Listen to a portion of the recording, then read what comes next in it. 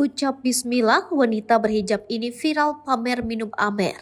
Setelah kasus Lina Mukherjee yang makan babi sambil ucap bismillah, kini seorang wanita berhijab melakukan hal yang sama. Namun bukan makan daging babi, wanita berhijab ini pamer sedang meminum amer alias anggur merah.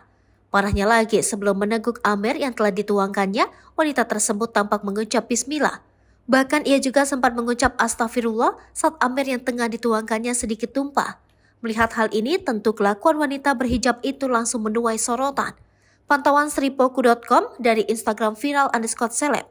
Postingan tersebut terlihat sengaja dibagikan wanita berhijab itu.